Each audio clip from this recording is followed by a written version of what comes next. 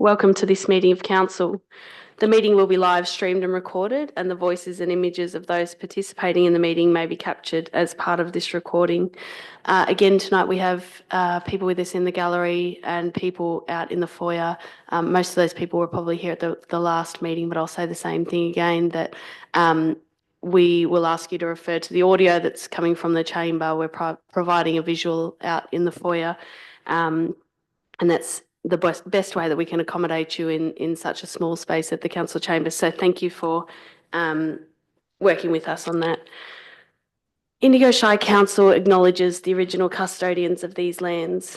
The people of the rivers and the hills have walked these lands for thousands of years as well as today, and we pay respect to the elders of the past and present.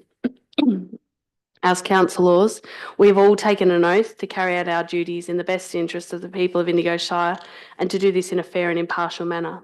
We're all committed to exercising the council's powers and functions to the best of our skills and judgment. Are there any apologies and leaves of absence? None? Item 4, declarations of conflict of interest.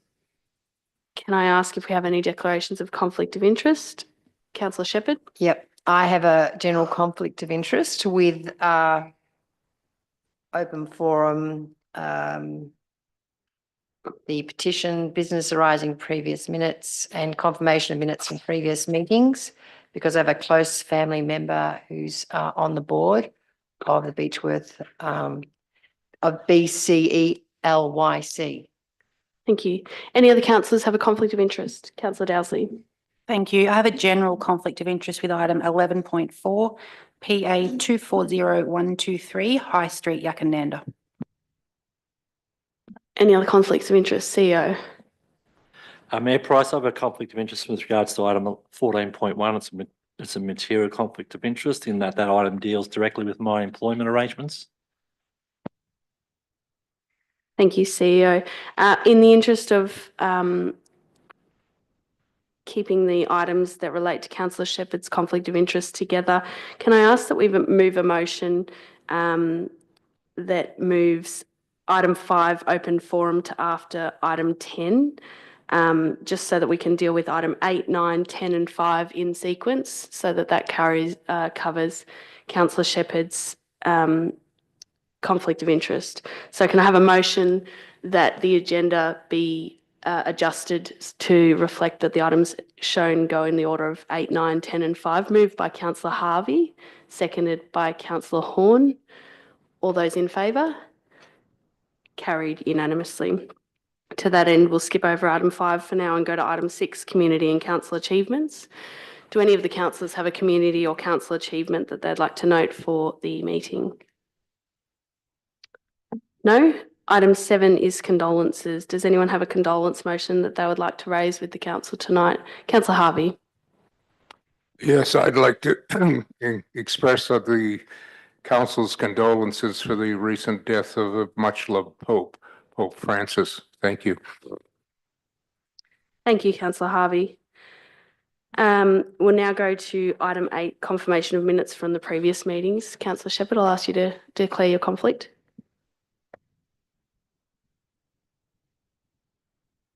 I have a general conflict in the following matters because I have a close family member who's on the board of BCELYC. Thank you, Councillor Shepherd.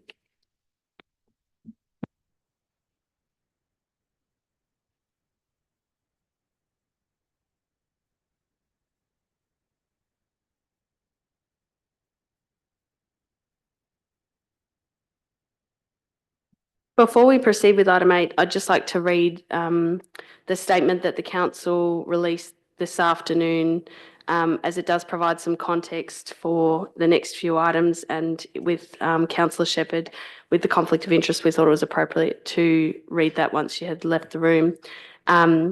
I'll read the statement as it appears on our social media. Mayor Sophie Price has this afternoon received the following advice from Alpine Children's Services. It is with regret that I advise that Alpine Children's Services Limited wishes to withdraw its expression of interest to operate the Mayday Hills facility for long daycare and kindergarten effective January 2026. We are a community not-for-profit service that always seeks to operate in harmony with our families, children and staff. We place significant value on being an integral part of our community and working in partnership with families. We actively support our staff and treat each one like the valued member of the team that they are. However, after much consideration, we feel we cannot do this in Beechworth at the current time. Councillor Price says it's important to advise the community of this news prior to tonight's council meeting, where a petition is being tabled and open forum questions are expected. She says council has full confidence in the expression of interest process and the outcome, and is both saddened and disappointed at today's news. Councillor Price stresses that any decision on what happens next cannot be assumed, and council will need to determine the future of the Mayday Hills occupancy lease. So again, for some context for those here in the meeting, or for those that might be listening at home, we received that news that the board had made that decision early this afternoon.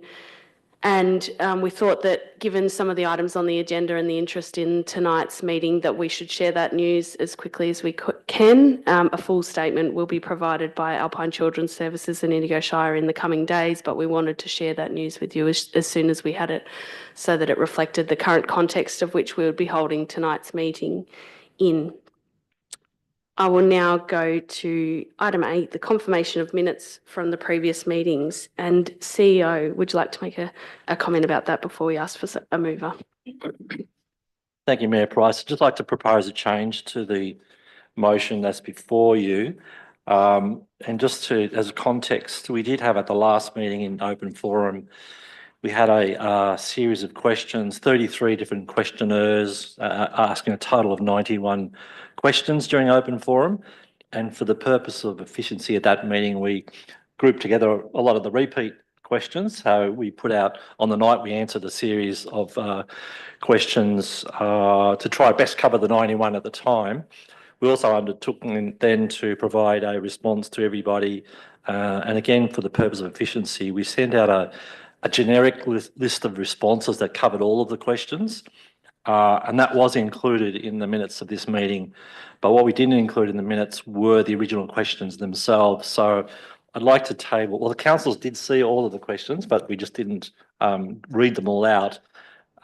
So you've seen them all, but there is a register of the original questions. So I'd like to table, if I can, all the original questions that was answered tonight to be attached. And I propose this resolution to go with that.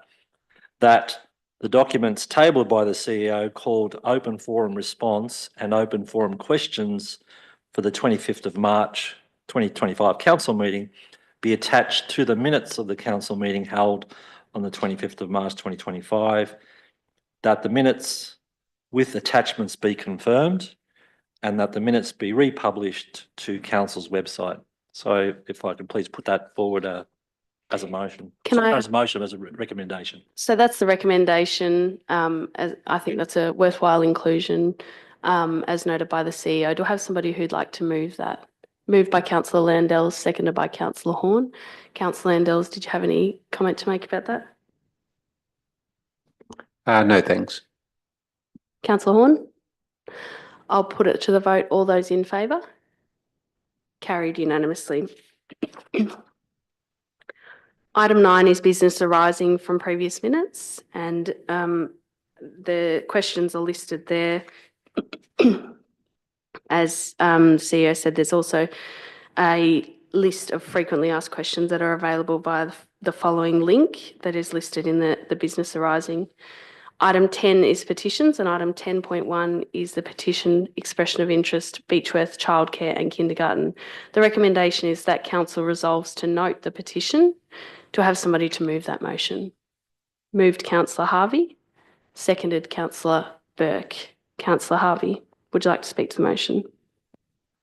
No, in light of the information we've just received, I think that's the best thing we can do at this stage. Thank you. Thank you, Councillor Harvey. Councillor Burke. No, nothing to say. Would any other councillor like to speak to the motion? No, I'll go back to you, Councillor Harvey. Would you like to sum up? I'll put it to the vote. All those in favour? Carried unanimously.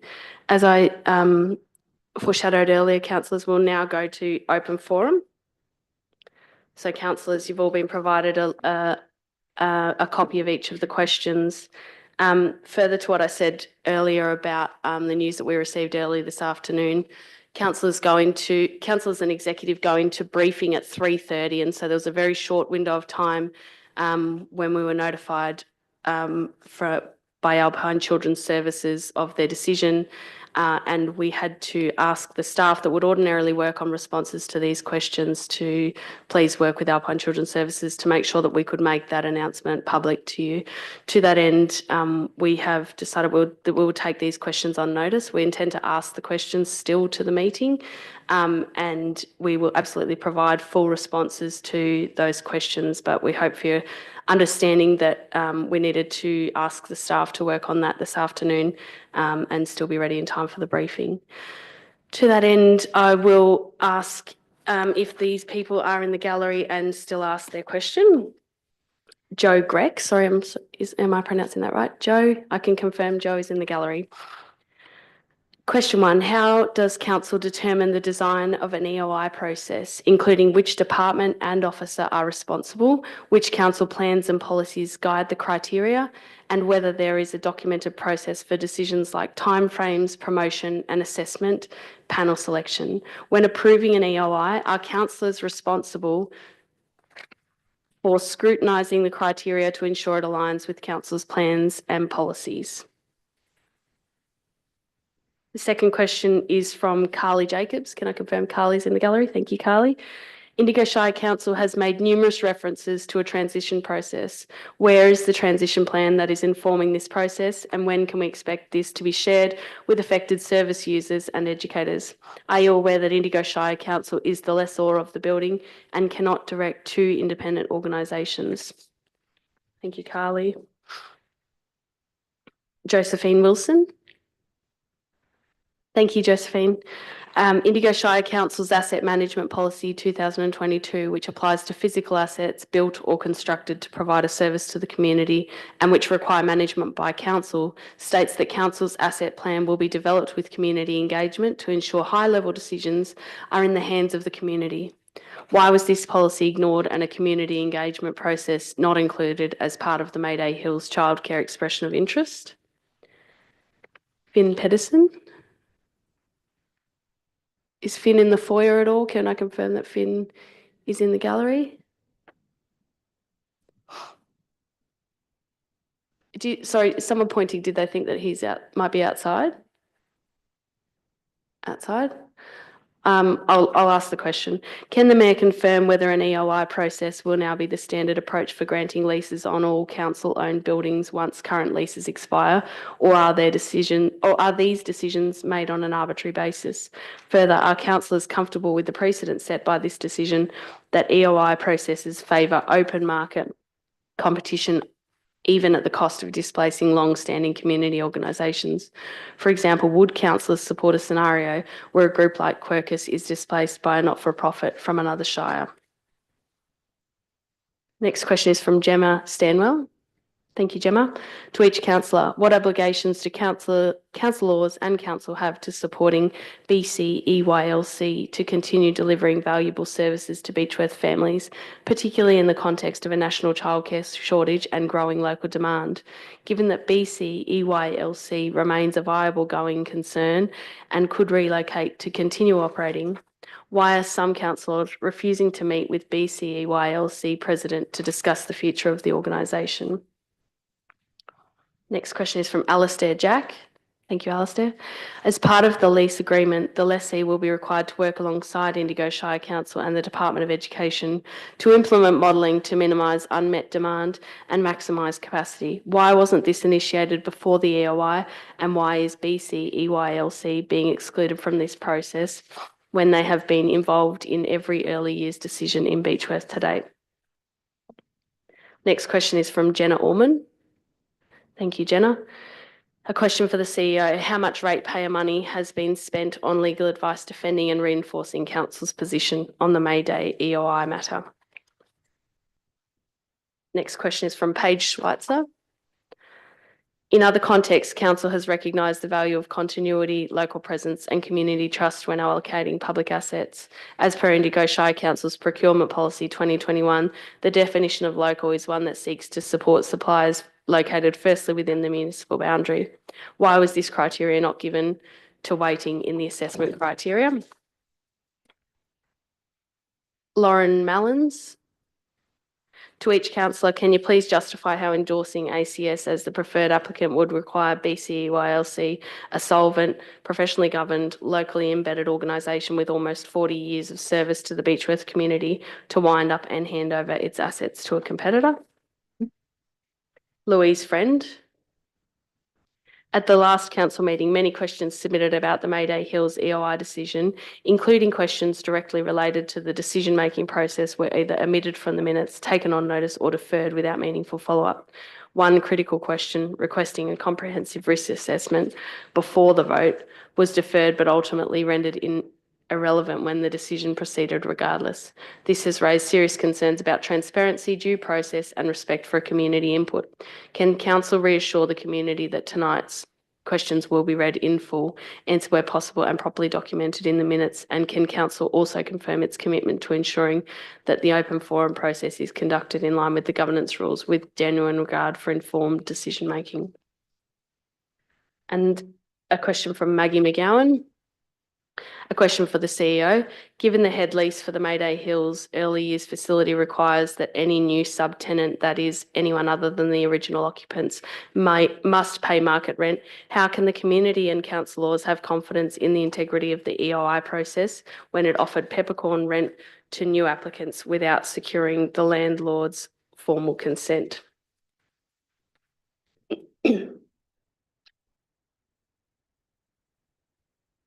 And I have one last question from Geordie Wells. And Geordie Wells, I will be disallowing this question. And I'm going to refer to Governance Rules Section 35F9. So a question must be disallowed by the chairperson if it is otherwise deemed inappropriate by the chairperson. So that question will be disallowed tonight. That brings us to the end of the open forum section of the meeting.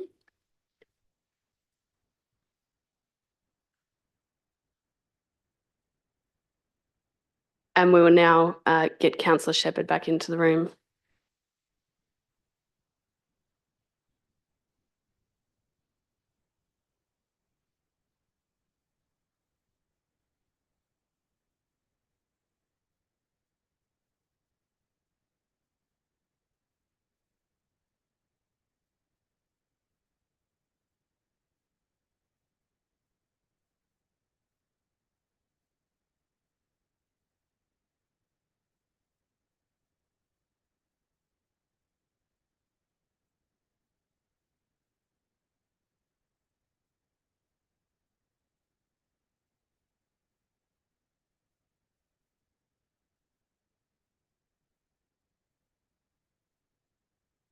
You're all more than welcome to stay for the remainder of the meeting, but if those were the parts that you were interested in and you would like to leave, you're more than welcome to do that at any time as well. Item 11 is Planning and Corporate Services.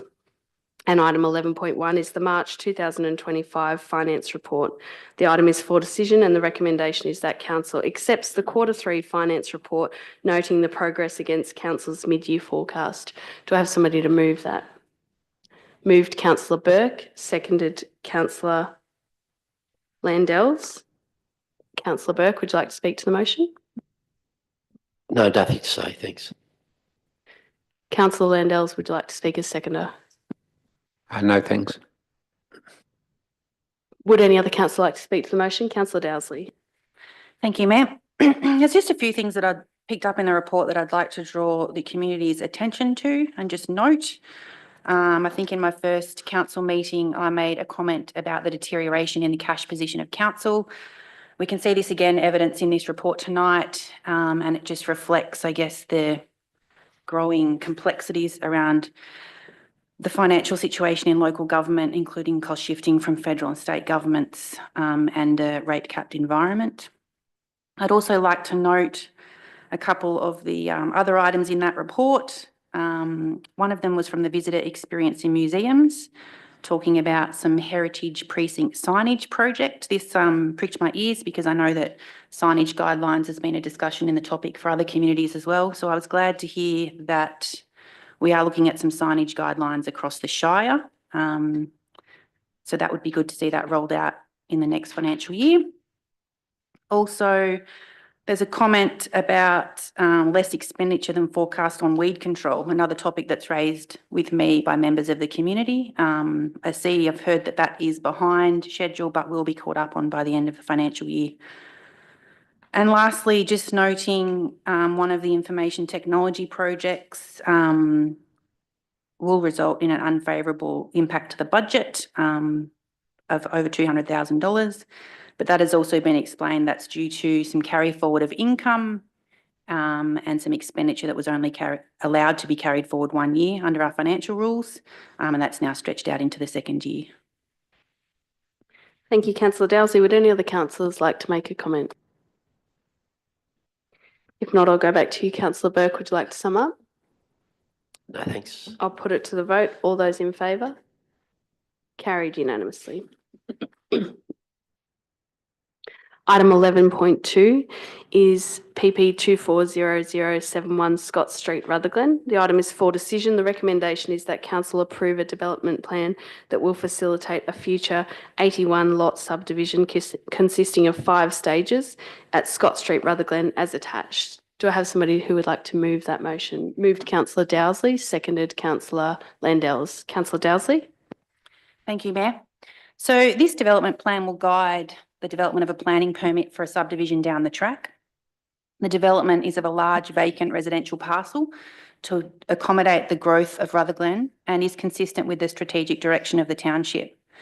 The subdivision has been designed to integrate with the surrounding residential character and respects the landscape and natural amenity values. We can see that larger low-density allotments have been located along the western boundary as an interface into the agricultural use on that side of the property. 2 large areas of open space are proposed as part of the development and have been designed to align to the natural features of the site, which is a total of 9.8% of the total development, which is above, I think, our minimum of 5%. So combined with the fact that there's been no community objections to this particular development plan, I'm satisfied that this is a well-considered development plan for the Shire. Thank you, Councillor Dowsey. Councillor Landells, would you like to speak as seconder? Yes, I would. Thank you. Obviously, housing is a huge issue right across Australia and particularly here in Indigo Shire. So it's really good to see some well thought out plans coming forward for the future growth of our Shire. So I generally support this development plan for a 5-stage subdivision. I do just have a couple of questions about development plans and subdivisions, mainly for the benefit of the community. And I know in the few months I've been a councillor, I've sort of been learning about this a little bit myself. But if I can just ask the Director of Planning and Corporate Services to provide some details about at which stage further detail comes through about road safety treatments, footpath widths, that kind of thing. Director of Planning and Corporate Services, Greg Pinkerton. Yes, thank you. An important part of the way that the planning works. So development plans are triggered by a development plan overlay on the land, and it's really requesting a high-level plan that talks about the general layout and the sort of features that will be in a future subdivision. It's purposely high level because there's no specific timeframes between a development plan and a subdivision being applied for and then the work's happening. So questions such as what are the footpath widths and the traffic treatments, landscaping plan, those sorts of things change and develop over time as the standards change. So the development plan doesn't go to that detail. It says, broadly speaking, that's what the development should look like. And then at some future time, a planning permit application would come in and we would get into all of that detail, either council or it would be referred on to the relevant authorities to give their input at that subdivision stage. Did you have any further comment to make, Councillor Landels? No, thanks. Councillor Shepherd. I just had a question, if I could. There's a point that says it's not yet clear if the LDRZ lots will require on-site effluent disposal. This matter can be addressed as part of the planning permit process. Are we really considering septic tanks that close into Rutherglen? I'm just wondering what the reason why we would be looking at septic tanks in that space. Director of Planning and Corporate Services, Greg Pinkerton. Yeah, that's an important consideration. We have a preference for reticulated sewer where it's available. In this case, the determining authority for whether it's reticulated or needs to be septic is North East Water. And until we have the plan of subdivision application in, North East Water won't give us an answer. So this is, again, just the general layout of the subdivision. And it's the next stage, the planning permit for the subdivision, where that would be settled. And I think the other aspect to this is that at the moment, North East Water are not allowing a great deal of development in Rutherglen because of restrictions with their treatment plant. But I know that there's plans in place to upgrade that. And so it will be an open question until we know when the development will happen, and we'll ask North East Water, can it be serviced by reticulated sewer? But certainly from council's perspective, that is our strong preference. Septics could work on those footprints in the LDRZ, but much better to be retic. Okay, thank you. Also, I was just wondering, a high-level landscaping concept has been provided. I'm interested, though, in how we can, in some way, attach them to our strategies that we have around landscape, like what we expect to see. How can that be? Because I don't really want to leave it to a developer to decide what the landscaping should be in such an important part in Rutherglen, close into town. Yeah, so it's not up to the developer totally. When this comes to the application for the subdivision, the developer would put in an application and would propose a landscaping plan as part of that, but it does need to be approved by council. So we then look at the tree strategy and other strategies that determine that in the infrastructure area, and it's up to council to approve it or to change it. So we get the decision-making capacity in that case. The developer will certainly propose something, but council makes the decision. And a subdivision of this size would come to council for decision. So it would reappear in the chamber with all of those details. Would any other councillor like to speak to the motion? If not, I'll go back to you, Councillor Dowsley. Would you like to sum up? No, thank you. I'll put it to the vote. All those in favour? Carried unanimously. Item 11.3 is PA 240171, Gundowring Road, Gundowring, buildings and works in the farming zone, land subject to inundation overlay and environment significance overlay, Schedule 1. The item is for decision. The recommendation is, Councillor Dowsley, would you like to move a motion? Yes, I would like to move an alternate motion, please. Go ahead, Councillor Dowsley. Thank you. I would like to propose the following motion: that council issue a notice of decision to refuse planning application PA 240171 for the development of a shed and stockyards on Crown Allotment 10A, Section A, Parish of Tangambalanga on the following grounds. 1, the proposal is contrary to the following clauses of the Municipal Planning Strategy and Planning Policy Framework. Clause 02.03/5, built environment and heritage, as the development has an adverse impact on the rural landscape. Clause 14.01/2S, sustainable agricultural use, as the development detrimentally impacts the amenity of the surrounding area. Clause 15.01/6S, design for rural areas, as the siting, scale and appearance of the development detrimentally impacts the rural character and the location of the development detrimentally impacts the visual amenity of the valued rural landscape. And 2, the proposal contrary to the decision guidelines of the farming zone, particularly The proposal is incompatible with adjoining land uses, and the siting design, height and bulk of the proposal have an adverse impact on the vista. Thank you, Councillor Dowsley. Councillors, that motion was circulated to us by Councillor Dowsley. So if you need a copy of it in front of you, do have it by email. Councillor Dowsley, you have moved that motion. Do I have a seconder for that motion? Yes, I second the motion. Councillor Burke, you've seconded that motion. Councillor Dowsley, would you like to speak to the motion? Thank you. This agenda item suggests that the proposed shed is large, 15 by 20 by 6 metres high, and will be located within close proximity to Gundowring Road with a 5 metre setback. This shed is in fact slightly larger than that, and a large shed within 5 metres of a property boundary, even with deciduous plantings, is not in keeping with the visual amenity of this area. The shed will have an impact on the vista due to its large size and close proximity to Gundowring Road. The impact of the stockyards on the character and appearance of the area may be negligible, but this impact is not negligible on the people whose house is 32 metres away from the yards. Anyone that lives close to stockyards would understand this. I'm making the determination that both developments could be located elsewhere on the property to reduce the impacts to the surrounding amenity without negative impact to the productive capacity of the farm. Thank you, Councillor Dowsley. Councillor Burke, would you like to speak as seconder? Yes, thanks. Thanks, Mayor. I support this motion for several important reasons. Firstly, the impacts on amenity for nearby residents are unacceptable.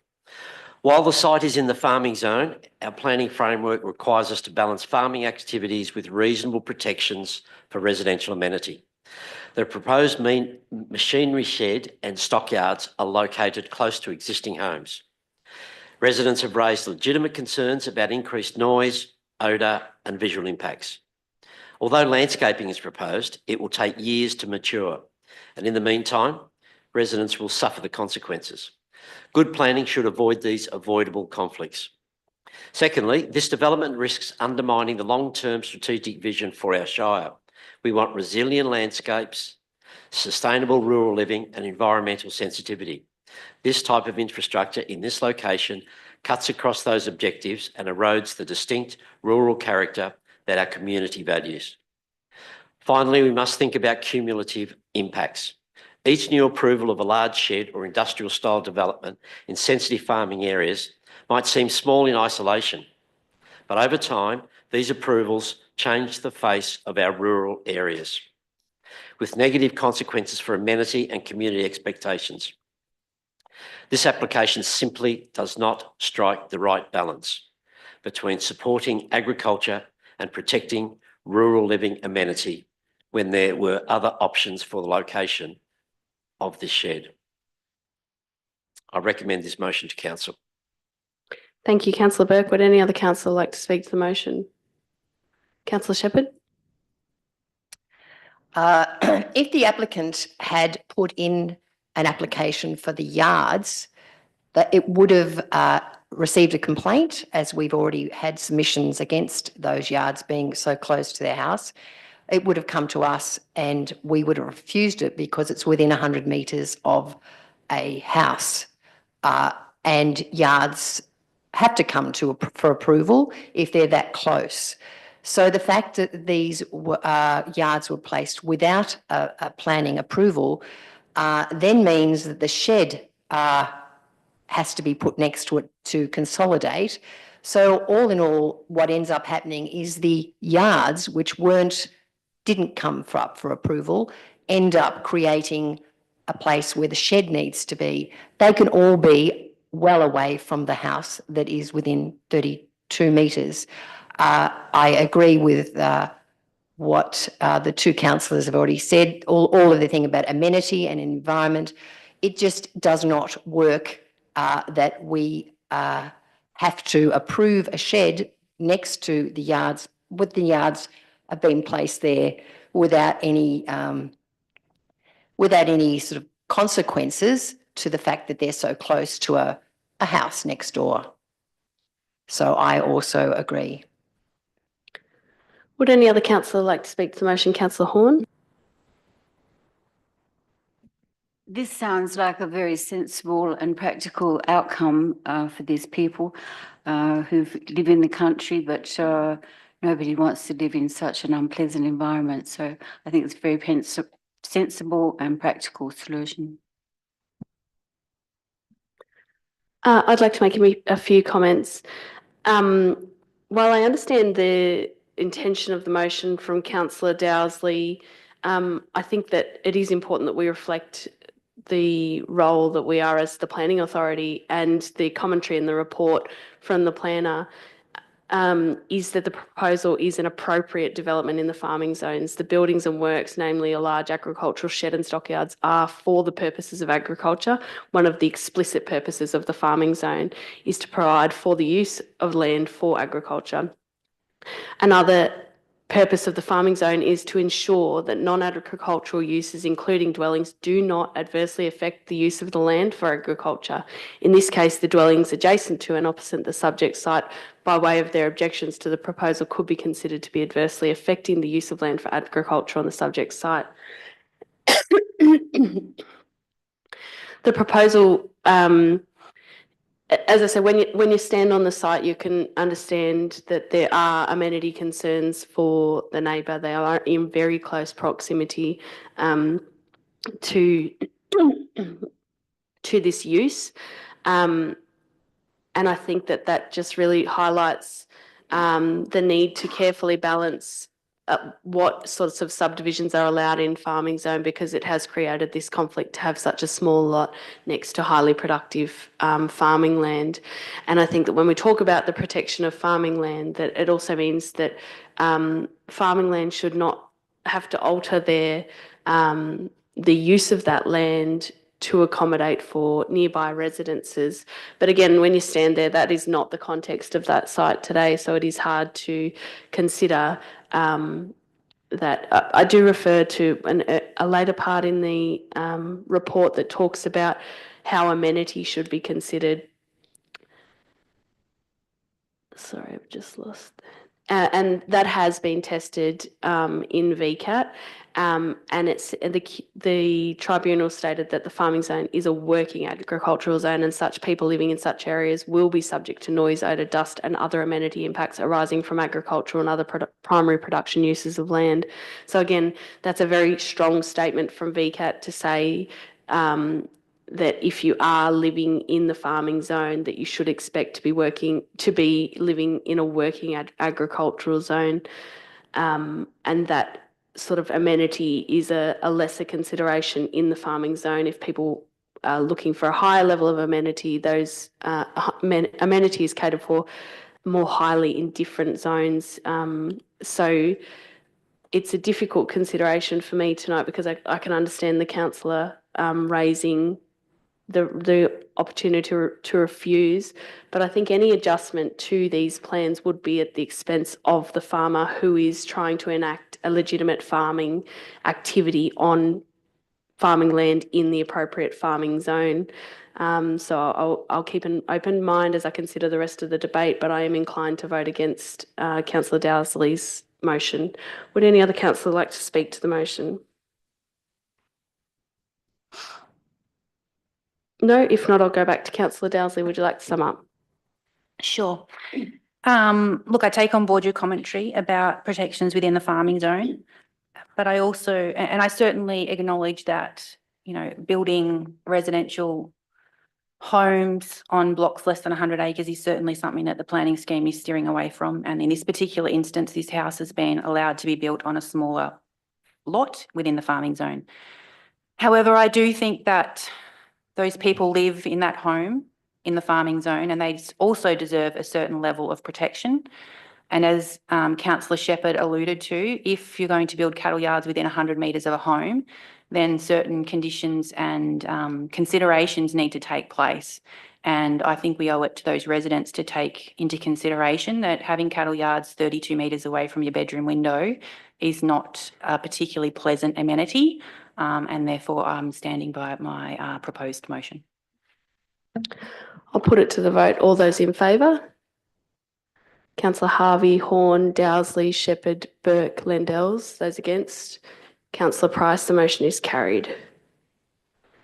Item 11.4 is PA 240123 High Street, Yakandanda. Councillor Dowsley, would you like to state your conflict of interest? Thank you, Mayor. I have a general conflict of interest with this item because prior to being elected to council, I provided feedback on this subdivision, specifically lots 15 to 18 in the existing development plan. Since this time, the application has changed and now relates to different lots on the original plan of subdivision, effectively lots 1 and 2 and 11 to 14.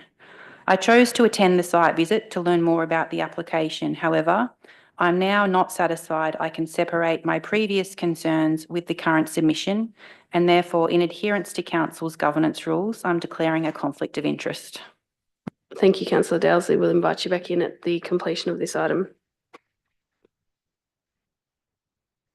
The item is for decision. The recommendation is that council issue a notice of decision to grant planning permit PA 240123 for a 6-lot subdivision of land described as Lot 1 TP 911893 and located in High Street, Yakandanda, subject to the conditions at attachment 3. Do I have somebody to move that? I would like to defer this motion. Councillor Shepherd. So you would like to move a motion of deferral. Would you like to explain for the length of time? Yes. And is it for more information or some other description, Councillor Shepherd? Yes. So this subdivision is of a valuable piece of land coming into Yakandanda. It's the last. Sorry, Councillor Shepherd. For deferral, we don't have any debate, so we just need the reason and the timeframe. The reason is North East Water has told the applicant when we had a larger subdivision that it couldn't be accommodated. So we now have a small 6-lot subdivision, which again, North East Water is the reason why we have to go to a small lot. It does not look at that whole picture. So what I'm saying is North East Water needs to get back to us really and tell us why we're doing piecemeal planning in that very important space. When in Rutherglen, we are allowed to do staged development, and I'm not able to debate that, but North can that come back to us as soon as possible, really, as soon as you can get back from North East Water, why we can't have staged development in Yakandanda. Thanks. Okay. So as I say, with a procedural motion for deferral, we just need a reason and a time frame. So the item is, can I suggest, Councillor Shepherd, that the motion is that the item be deferred for further information and returned to council as at the earliest possible time once that information has been received? Further information from North East Water. Yep. Okay, so Councillor Shepherd has moved that motion for deferral. Can I have a second of that motion? The seconder is Councillor Harvey. So again, there's no debate, there's no discussion. We have a mover and a seconder. I'll put it to the vote. All those in favour to defer the item carried unanimously. We'll now welcome Councillor Dowsley back into the chambers.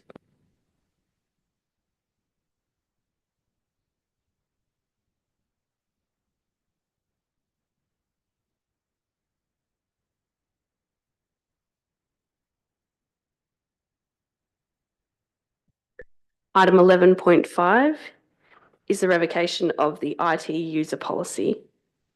The item is for decision. The recommendation is that council revokes the IT user policy. Do I have somebody to move that?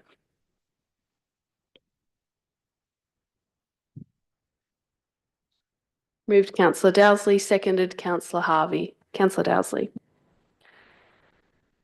Thank you. Look, for the benefit of everyone in the gallery and watching from home, I might pose a question to the Director of Planning and Services around, I guess, why we would move away from having an IT user policy to a CEO directive. Director of Planning and Corporate Services, Greg Pinkerton. Thank you.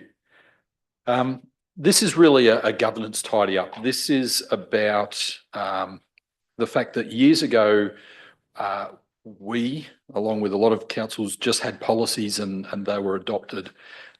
Since then, the governance has improved and we now have a new governance system where policies that are adopted by council relate to either council or the community and their council policies. An internal type procedure or internal directions are done in a different way. They're done as a CEO directive. And so we're not actually removing any of the IT user controls. In fact, they've strengthened quite significantly since then. But we're just putting it in the right place. So the IT user rules that relate to staff are done as a CEO directive, and we've got that in place, and we're really comfortable that that's a modern standard. And the old policy that shouldn't probably have been a policy needs to be revoked because otherwise it stays there. Because it doesn't apply to council and it doesn't apply to the community. It's just an internal document. The council laws are covered under the induction, where we go through the IT rules, and then the CEO directive covers staff. Hope that makes sense. Thank you, Director. Councillor Dowsey, would you like to speak further to you moving the motion? No, I think that's fine. Thank you. Councillor Harvey, would you like to speak as seconder? No, I think it's been summed up adequately. Thank you. Would any other councillor like to speak to the motion? If not, I'll return to you, Councillor Dowsey. Would you like to sum up? No, thank you. I'll put it to vote. All those in favour? Carried unanimously. Item 12 is Community and Economic Development. There are no reports. Item 13 is Infrastructure Services, and item 13.1 is the Capital Works Report. The item is for decision. The recommendation is that Council notes the March 2025 Capital Works Report and year-to-date progress in the delivery of the Capital Works Program, and that Council notes the proposed changes to the program necessary to fund an urgent project for temporary storage for some of the Burke Museum collection until such time as a building renewal project can be funded to restore the roof. Do I have somebody to move that? Moved by Councillor Burke, seconded by Councillor Horn. Councillor Burke? Thank you, Mayor. Yes, I move that Council accepts this motion as detailed in the agenda. I'd like to particularly talk about the Capital Works program. In the Capital Works report, I note that while Council has forecast a total spend of 11.8 million for the year against a budget of 18.5, the forecast spend is maintaining the strong investment levels of recent years of around $11 million each year. Once again, major areas of expenditure are focusing on critical infrastructure, roads, bridges, footpaths and cycleways. While the delivery of the capital program is on track, as I mentioned at the February meeting, I again highlight the need for clearer Capital Works reporting. I note some changes in this month's report, but the complexity is still a concern for me, even for those of us with professional financial backgrounds.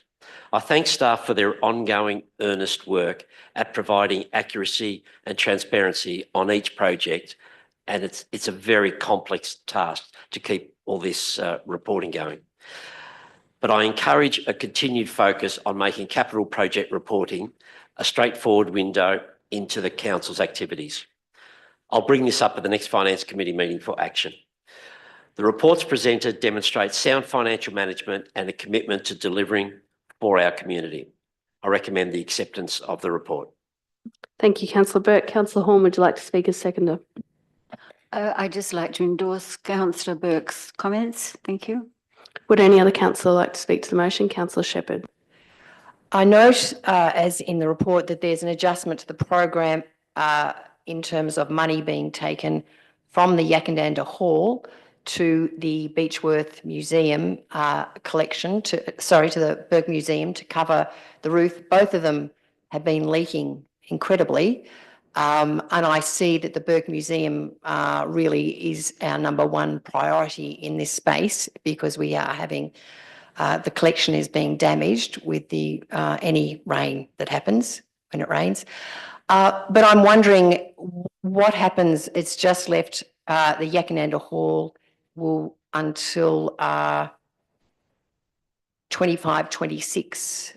So that's going to be in the next budget that we fix that leaking roof as well. Director of Infrastructure Services, Ian Ellett. Thank you. Thank you for the question. Yes, that's the proposal. It has been included as an item in the draft capital budget for next year. I think we've retained a small amount of the budget that was allocated this year. So officers continue to get ready, probably a little bit of design work, get ready to procure. But yeah, we sort of had an urgent thing that came up, and that was a project that we felt was unlikely to progress much before 30th of June. So I felt the best means was to ask Council to consider that as a inclusion in next year's budget. Would any other councillor like to speak to the motion? Councillor Dowsley? Thank you.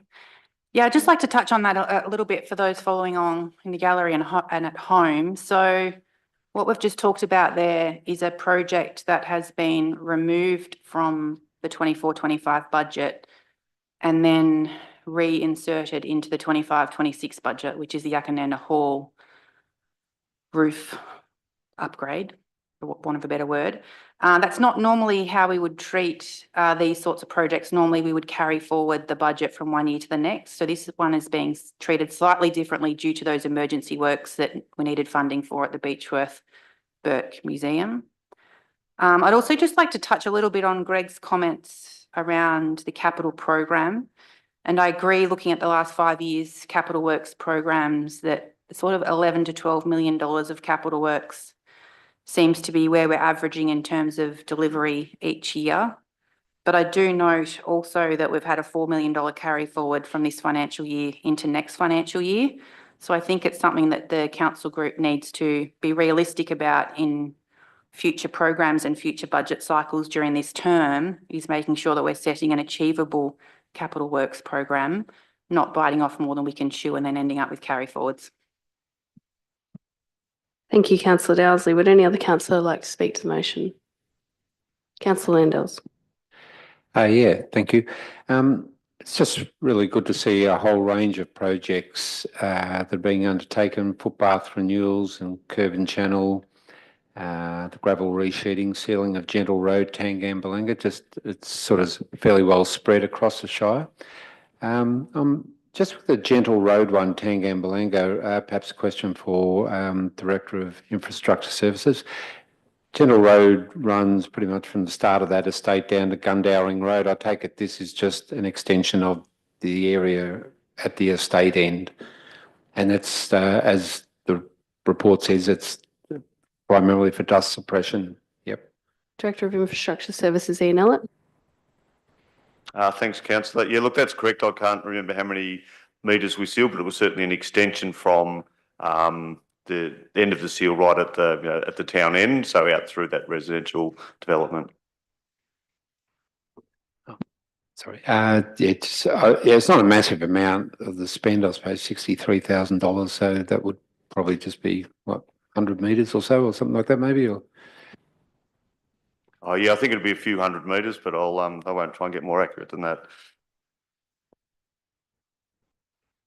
Would any other councillor like to speak to the motion? If not, I'll go back to the mover. Councillor Burke, would you like to sum up? Nothing more to say, thanks. I'll put it to the vote. All those in favour? Carried unanimously.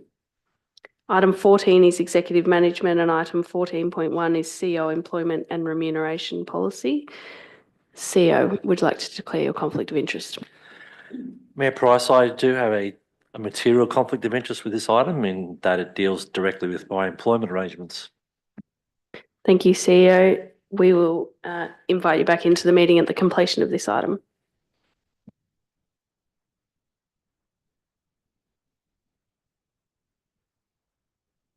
The item is for decision. The recommendation is that Council 1 adopts the updated version of the CEO employment and remuneration policy, and 2 adopts the updated terms of reference for the CEO employment and remuneration committee that reflects the updated policy. Do I have somebody to move that? Moved Councillor Shepherd, seconded Councillor Burke. Councillor Shepherd. So this employment and remuneration policy came out of the Local Government Act in 2020, and in 2021 we wrote our first policy, and we all decided that every councillor would be on that committee. I think in some councils just a couple of councillors, but we all decided we wanted to have influence in the CEO employment and remuneration. So all of us are on it. It's chaired by the Mayor. We also are mandated to have an independent member to provide external oversight. And these updates have been, well, it's 2025. So yes, 4 years. We've looked at improving after review of the CEO employment and remuneration policy with other councils, we've decided to change a few things, and they're all listed here. I must say I was really pleased to see that when it went out to the community, we did have someone give us feedback, and I think it's really valuable feedback that's as part of the report. And I'm just checking, well, she's not here, but I'm imagining this is going to go into the agenda for our first committee meeting that we have to discuss this feedback that has been given to us. So thank you very much to the community member that read the policy and gave us feedback. Thank you, Councillor Shepherd. Councillor Burke, would you like to speak as seconder? Nothing. Would any other councillor like to speak to the motion? Councillor Horn? Yes, I think the community should be pleased that members of the community do take the time and effort to have a look at these documents and contribute some very valuable points to it, including whether stakeholder input such as from the community or ratepayers is sought, the specific nature of key performance indicators or KPIs as they're known, and also the use of structured performance frameworks such as balanced scorecards. So as I say, they're all very valuable inputs when looking at these situations. Would any other councillor like to speak to the motion? If not, I'll go back to you, Councillor Shepherd. Would you like to sum up? Thank you, Councillor Horn. I think that's an important thing to raise, is that we do spend a lot of time with an external moderator who comes, well, I think from now on it's going to be our independent member, assists us with looking at those KPIs, and we spend a lot of time and we hold our CEO to account to those KPIs as well. Yeah, it's probably one of our main concerns when we meet regularly to discuss our expectations of his performance, his or her performance, at the moment he is. Thank you, Councillor Shepherd. I'll put it to the vote. All those in favour? Carried unanimously. If we could please get the CEO back.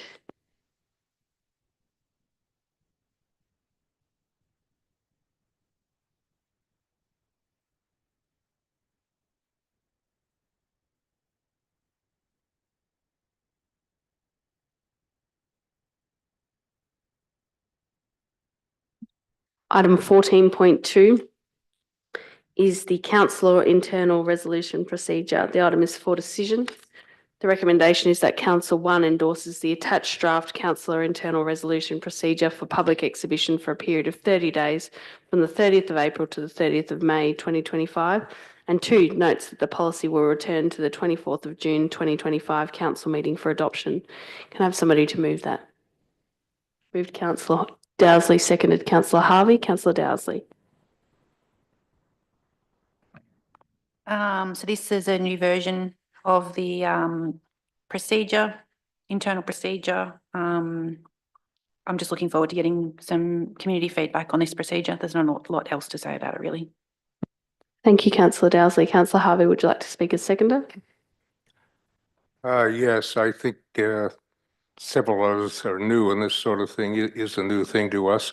And putting it out for public consultation before we make a decision is a very good idea. And so I support this recommendation. Thank you. Thank you, Councillor Harvey. Would any other councillor like to speak to the motion? If not, I'll return to you, Councillor Dowsley. Would you like to sum up? I'll put it to the vote. All those in favour? Carried unanimously. Item 14.3 is the Council Action Plan 24-25 Quarter 3 Progress Report. The item is for decision. The recommendation is that Council notes the Quarter 3 2024-25 Council Action Plan Progress Report. Can I have somebody to move that motion?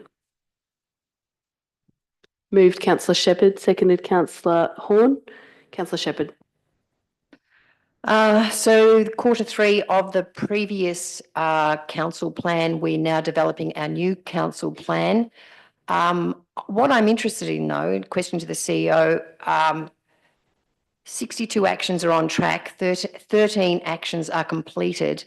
What will happen at the end of this Quarter 4? Are they going to be considered as completed, or will there be carry on with those actions? How when things are ongoing, how are you going to account for those? CEO. Thanks for the question, Councillor, and through you, Mayor Price. Every year we're in a different stage of the cycle. So we will find ourselves at the moment in year 4 of the 4-year council plan, with this council completing the actions left over from the last council. The council plan itself does have an action plan with actions in each of 4 years. Some of the actions are one-off actions. Some of the actions tend to be ongoing. For example, there might be an action to lobby for good health services, and that becomes ongoing year in, year out.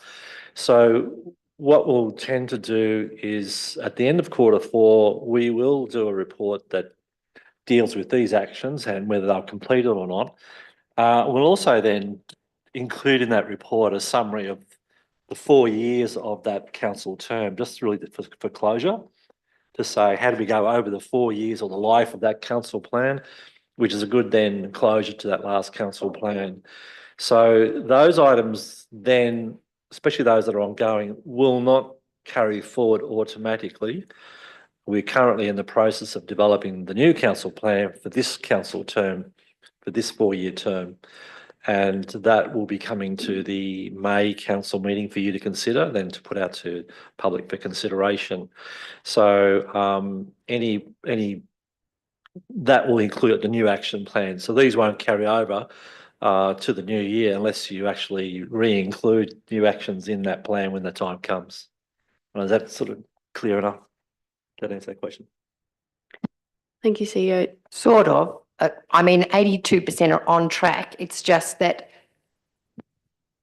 with closure, we will need to be able to say how many of those we are absolutely nailed from this last council plan, especially myself, because I helped develop that last council plan. So I look forward to the report that reflects how we have achieved those. Thanks. CEO. So, Councillor, just to clarify, that definition of being on track relates to the actions that were designated in the last year of the 4-year plan, not the life of the 4-year plan. So there were a lot of actions from years 1, 2, and 3 that were all completed. In fact, most of those years, each of those years, I think we achieved over 90% of actions completed every one of those years. This relates just to those actions identified for year 4 of the 4-year plan. Great, thanks.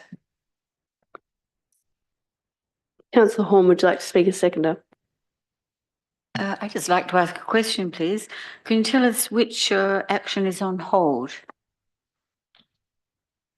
Councillor, that relates to advocacy for an extension of the rail trail, which was from Osborne's Flat to Huon Reserve at Lake Hume, which is a huge cost item. And the reality was basically it had been this plan, last plan, had been there for 7 years. And with a lot of other rail trail activity going on, it really felt to me like that it was no longer a priority action item of this council to keep advocating right at the moment to build a rail trail from Osborne's Flat to Lake Hume. So I was being realistic to say, look, I've put that on hold and subject to your permission to do that, because I've had this up in the last couple of quarter reports to say we're not really actioning it right at the moment, and I'd rather just put that on hold until the new council plan comes out in May, and consider to see whether it is still a priority for us to advocate for. Was that part of the Murray Mountains? Anne? I don't know just offhand whether that was in there. I'm looking around, anyone remember it being part of the Nevco strategy? I don't know, Ian or Greg, if you recall, was that part of Nevco to go from Hospice Flat to Hill and Reserve? Yeah, yes, it was part of the Nevco strategy, part of the rail trail network. I'm not sure if it had the branding Murray Mountains, but yeah, just a further extension from Yakandanda. Yep. Councillor Horn, would you like to speak as seconder as in addition to your questions? No? Would any other councillor like to speak to the motion? Councillor Landell. Just with that section of rail trail, my understanding is its strategic focus is to link up the Murray to the mountains with a high country trail that comes out of Wodonga and goes down to Kowitong and those areas. So, yeah, it's a very big picture one, but that's my understanding. Yep. Would any other councillor like to speak to the motion? Councillor Harvey. Just to tell the community that the councillors have spent many hours and many sessions on this, and there's been a very free and fair discussion about it before it's put out there. Thank you. Would any other councillor like to speak to the motion?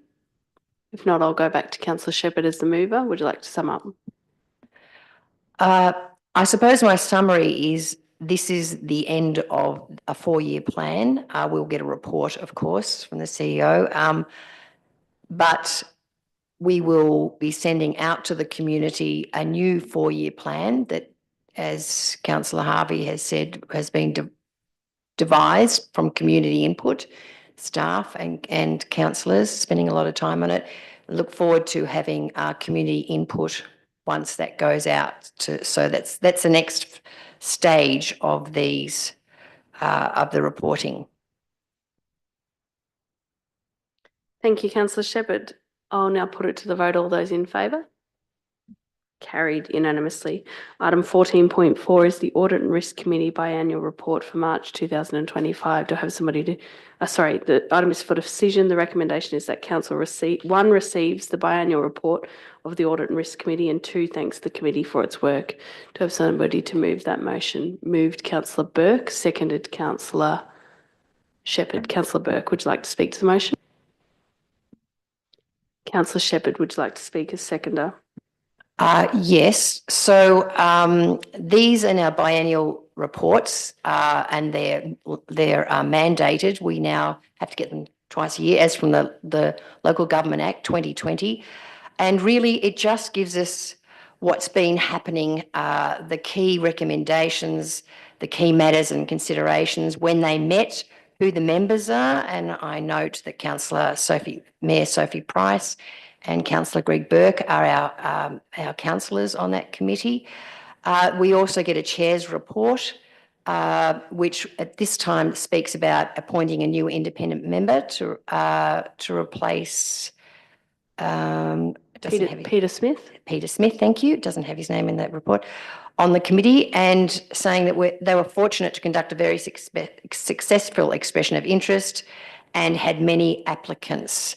It doesn't say who was appointed. Yeah, Leanne Mulcahy was appointed, but that probably should be in there. But this is a really important independent, outside of council, really, councillors, review of our risk and our finances and our sustainability. And it's very important that we pay attention to their recommendations and their suggestions and follow along as they go through these issues and audits that happen throughout the year. So I'd really like to thank them for their work, and thank the councillors for their work on being part of that very important committee. Thank you, Councillor Shepherd. I'm a member of that Audit and Risk Committee, and I have been for the 8 years that I've been on council. And I was part of appointing Peter Smith to that committee. I was a part of the panel that conducted his interview, and he was a really strong candidate and has been a strong presence on that committee in the time that he's been on there.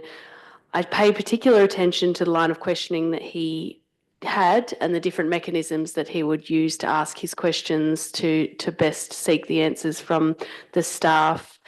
He was very well considered in his line of questioning and was was able to describe the purpose for which he was asking questions to councillors, and I really appreciated him doing exactly that, because although it's a committee that, as Councillor Shepherd suggested, it does have some sort of independence from council, it's really appropriate and important that the councillors that are members of that committee take an active interest and can reflect back what that committee is currently considering and the decisions and what their work plan is.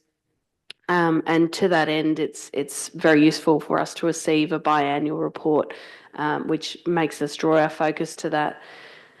So I would like to thank Peter for his commitment to the Indigo Shire Audit and Risk Committee committee, and wish him all the best. And absolutely, what's not included in this report is the successful outcome of the process to appoint a new independent member, and that was Leanne Mulcahy, and we are very much looking forward to her contribution and participation as the successful applicant of a very highly competitive process.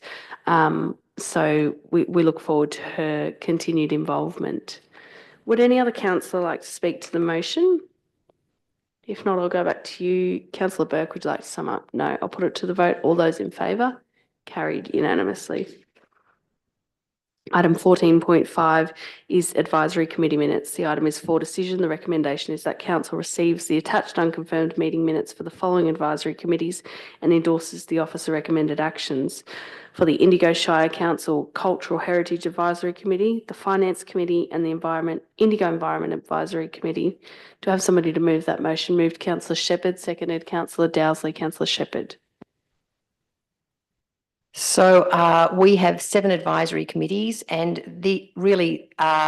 this report tells us the recommendations from 3 of those.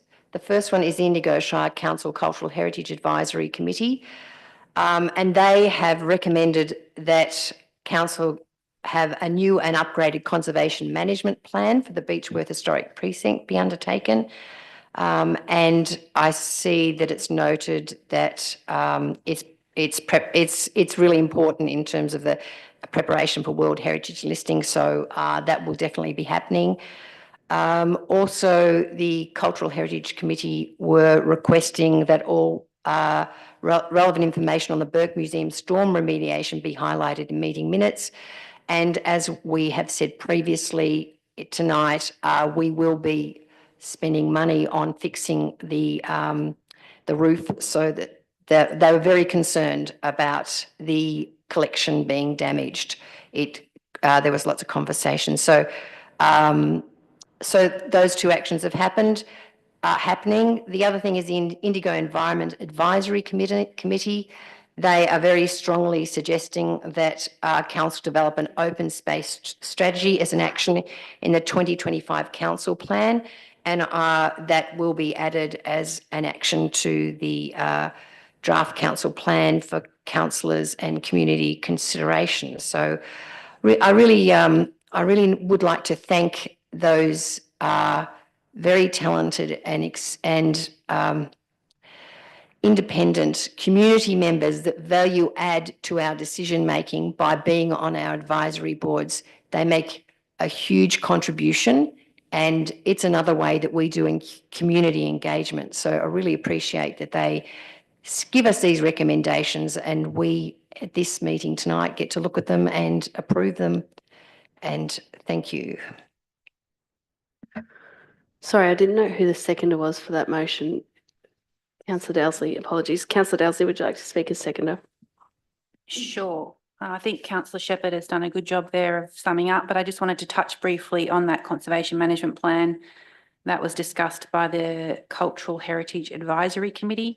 The discussion there also centred around recent questioning of the use of the police paddocks in terms of events, and the real need to have that upgraded conservation management plan. It was actually a requirement of National Heritage listing, and obviously highly, valuable in terms of our preparation for World Heritage listing, but that's really something that we need to make sure is in the council plan. Thank you, Councillor Dowsley. Would any other councillors like to speak to the motion? I'd just like to say that the examples highlighted by Councillor Shepherd and Councillor Dowsley prove just how useful these committees are and the advice that they can provide to us. And really for a small rural council to be able to have people that volunteer their time and energy and skill to our advisory committees does provide an extra resource really for councils. And so to that end, we so appreciate their involvement and their skill set and offering that to us to contribute to our strategy work. Councillor Shepherd, would you like to sum up? I would, and I'd also like to thank, wherever he may be, Stephen Payne, who was the managing director of the Burke Museum, who was the chair at that previous meeting. I'm sorry I wasn't unable to be there, but he's moved on and we are now bereft of a manager of the Burke Museum. If I'm able to ask how that process is going, it's a very important position at the moment in terms of all that we're doing around World Heritage and our national listing. So I'm just interested in how that process is occurring. Director of Community and Economic Development, Sally Rice. Sure. Through you, Madam Mayor, the manager of the tourism and of the precinct down there are reviewing the PD, and they're also getting some industry expert review of that PD before we start a recruitment process, which we agree with you as soon as possible because it's a big vacancy for us to carry and it's a very important role. Thank you. Can I ask, is someone from the Cultural Heritage Committee or able to review that PD, or is it going to them to discuss here? Yeah, so certainly we've been speaking to at least a couple of those committee members. Off the top of my head, I can't tell you which ones. Manager of Tourism's leading that process. But that's more for sort of industry, reference to industry standards, best practice, those kind of things, as well as the particular requirements of that role here for Indigo Shire. Great, thank you. That's good to hear. Councillor Shepherd, given that those were questions, did you want to add anything to your summing up? No, that's enough. Thank you. I'll put it to the vote. All those in favour? Carried unanimously. Item 14.6 is informal meeting of councillors record.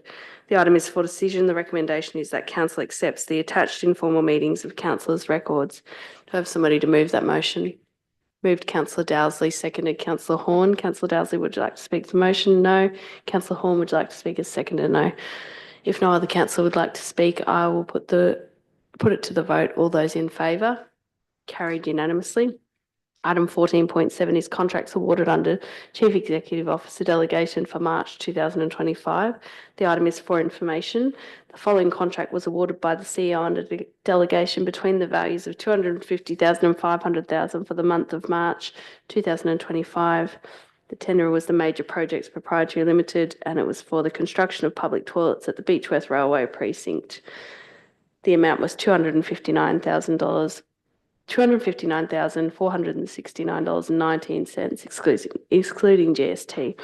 Item 15 is notices of motion, and there are none. Item 16 is councillors' reports. Would any councillor like to make a report to the council meeting? Councillor Landells. Yes, so I've got a couple of things I'd like to mention. First of all, I think it's really an appropriate time at the end of April, where we've pretty much come to the end of a number of events that this Shire is incredibly busy.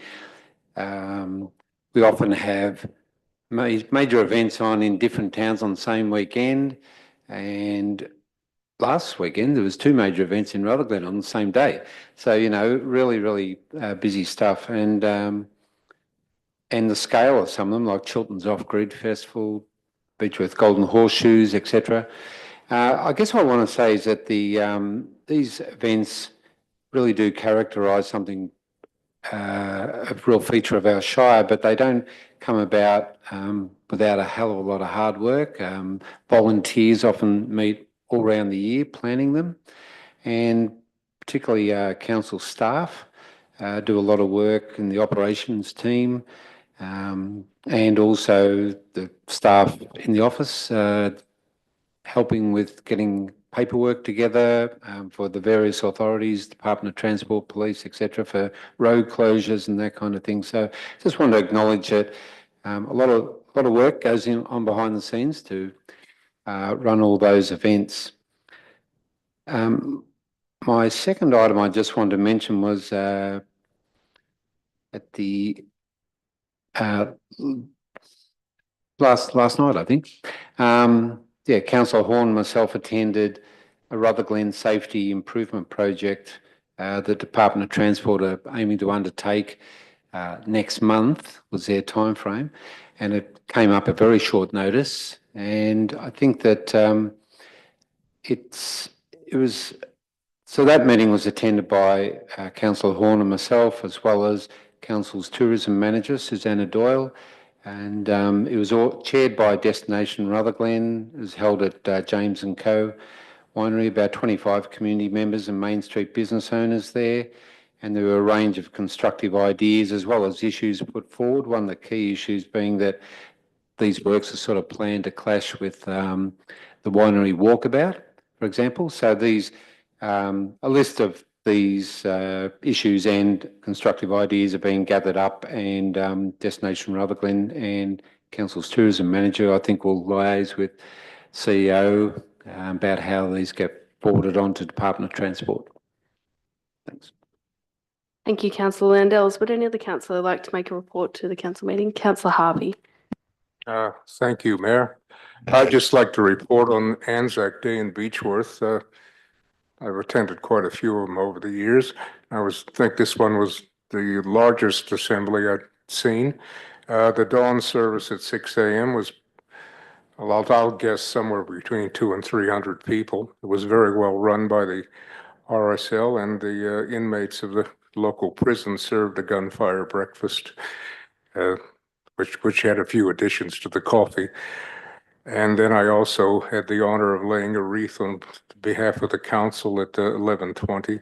And the ceremony was, again, there was a very, very large crowd there and very well attended. And I must commend the RSL and the public for their support of Anzac Day. Thank you, Mayor. Would any other councillor like to make a report to the meeting? Councillor Horn. Yes, I attended and volunteered at the vintage bike ride in Rutherglen.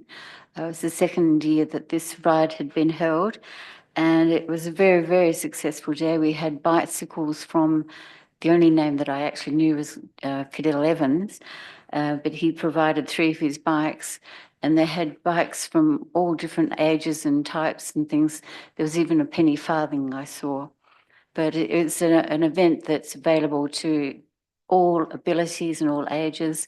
And it was just wonderful to see people out there enjoying themselves and being healthy and taking the opportunity to check out the Rutherglen loops. Would any other councillor like to make a report to the meeting? Councillor Burke. Yes, thanks, Mayor. It's been very busy all around the Shire for the last week and a half. But I certainly wanted to make mention of the Anzac Day services at Tangam Balanga. It was my first dawn service at Tangam, and it was so pleasing to see so many people, respectfully honouring Anzac Day. It was a great spot with as the sun was dawning and the whole ceremony. It was very moving. So that was a great turn up. Much bigger. They were 8 and 10 people deep all around the cenotaph, which was great. And then 9 o'clock was an entirely different ceremony. The kids came out and that was great. We had just a different group, not as many, but a different group. And I must say the Kiwa Tangam Lions Club supported the events and provided food and drinks for both sessions. So it was a great community day, Anzac Day in Tangam.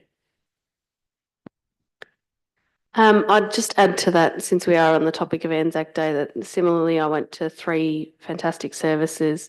The one comment that I wanted to raise that's different from the other councillors, because similarly I appreciate the volunteerism and the work that goes into bringing our communities together for that day. But year on year, Ian and Friends raises the same compliment to Indigo Shire Council for the outdoor crew, particularly for the Chiltern and Barnawartha service which he conducts. But I think it is something that we really pride ourselves on when, as Anzac Day comes around right across the Shire, that the outdoor crew really, that's their time to shine. They really pride themselves on the presentation of those community spaces, and it never goes unnoticed. In fact, it is always applauded on those days. So if we can please pass that on to the outdoor crews and know that they can expect that same applause next year, because it is consistent year on year. They are thanked very sincerely from our communities for their effort in showing reverence on that day. Would any other councillor like to make a report to the meeting? Councillor Shepherd. My report really is just me on my own going and looking at the silo art and how amazing that is. And there's a great tick on our council plan action in terms of that Rutherglen precinct, and the community had a lot of input into that. You were part of that, I know, Councillor Horn. There was a committee that did the place plan, and the silo art was one of the actions on that. And it looks amazing. And I know there's been, I can't help myself, I watch on Facebook, but in the majority, people are saying how much they love it. And it's so bright and vibrant. Ronan Holdsworth is the artist. And I just love this comment: having the sun move across the 4 silos gives the art a sense of place in each season. Surrounding each bird are native flowers that bloom in their respective seasons, may hold cultural significance, having been traditionally used by First Nations people for food, medicine, daily equipment, or ornamental. The sun's colour is reflected in the birds, whether it be the golden musket grapes or the orange dots that signified tertiary land in the golden maps of the past. So he's a bit of a poet as well, but it really is something to go and see, and we've got to pat ourselves on the back for the community, the staff, and of course, Roan himself and the great work that's happened there. Thank you, Councillor Shepherd. I know some other councillors have also been out to see the silo artwork, and to that end, interpretive panels are being made up so that we can describe exactly what is presented on the silos and appropriately reflect Ronan's work. Item 16.1 is the Mayor's Diary, which is there for information. It's for the month of March. Item 17 is the Decisions Register, again provided for information. And item 18 is general business. Do any councillors have any general business to raise for the council meeting? Councillor Landells. Yes. Just wonder, I noticed the council's procurement policy is due for review in this year, and upon inquiry about which month of the year, it apparently was due in December. And I just think it'd be good if that particular review could be brought forward. I don't think it doesn't have to happen immediately, but I think somewhere before December will be good. Thank you. Thank you, Councillor Landell. CEO, would you like to make a comment about that? Thank you, Councillor, through you, Mayor Price. Yeah, that is due for renewal at the end of this year. We do have a new procurement officer who's just got their legs under the table not that long ago. So I wouldn't mind the opportunity for that person to settle in And I know there's a couple of particular items that some councils may be interested in, but the policy is getting old and it'd be good to review the entire policy and make sure we refresh it and have the benefit of the new staff member getting a feel for the place, but also just getting a feel for what are some of the issues the current policy, what opportunities it provides for improvement. So if I can suggest that we bring it forward, probably a little bit after mid-year, perhaps towards the middle half or the later half of the year. But happy to bring it forward from December and bring it forward as close as we can or as early as we can, and just try and balance the two criteria. Get it done quicker, but let's get some greater review of the entire process with the benefit of a new person in the job. Any other items of general business, Councillor Shepherd? As I have declared a conflict of interest around the childcare, I am interested in a process question. What next in terms of process now that this has occurred? What to the CEO? What will happen next in terms of what our council is going to do? Councillor, I guess my honest response is that we're drawing our breath from the news today and we've got to go back and revisit the process. So there's no automatic answer to that question without bringing back to council, reviewing the situation and bringing back to council a proposal as to where to next. And right at this very moment, I've no idea what that report will say, and we'll see in time when the time comes. Thank you. Any other items for general business? If not, I will declare the meeting closed at 8 p.m, with the next council meeting scheduled for Tuesday, the 13th of May, 2025 at 6:30 p.m. Thank you. Good night.